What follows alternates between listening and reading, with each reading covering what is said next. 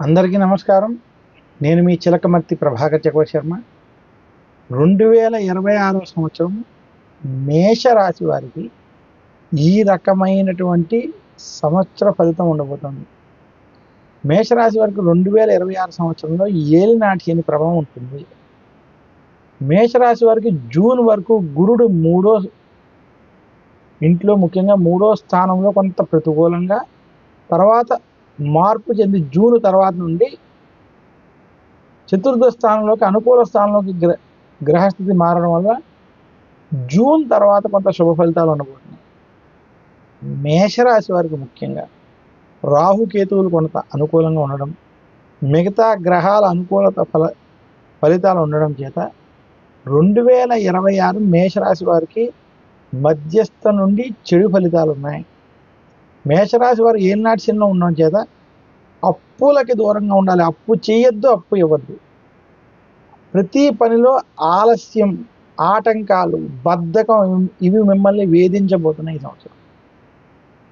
ఉద్యోగస్తులు ప్రమోషన్లు వంటి వాటి మీద ఆశలు పెట్టుకోవద్దని సూచిస్తున్నాను. విద్యార్థులకి ఈ సంవత్సరం కలిసి వస్తుంది. మేషరాశి స్త్రీలు ఆరోగ్య విషయాల్లో, కుటుంబ వ్యవహారాల్లో జాగ్రత్తలు వహించాలి.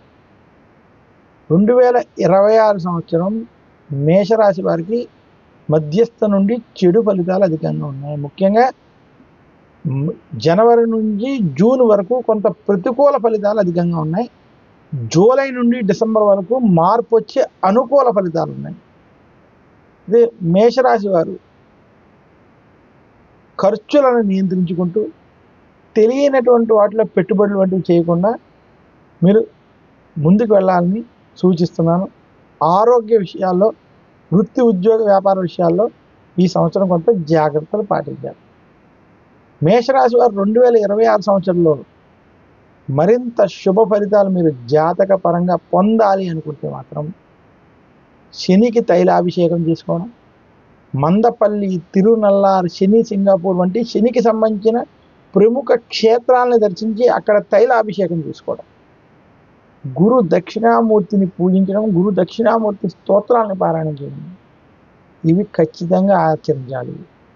ధనపరమైనటువంటి సమస్యలు అధికంగా ఉంటే లక్ష్మీ నరసింహస్వామి ఆలయాలని దర్శించుకోవడం, అక్కడ పూజలు వంటివి చేయడం చేత మరింత శుభ ఫలితాలు మేషరాశి వారు ఈ సంవత్సరం పొందగలరు.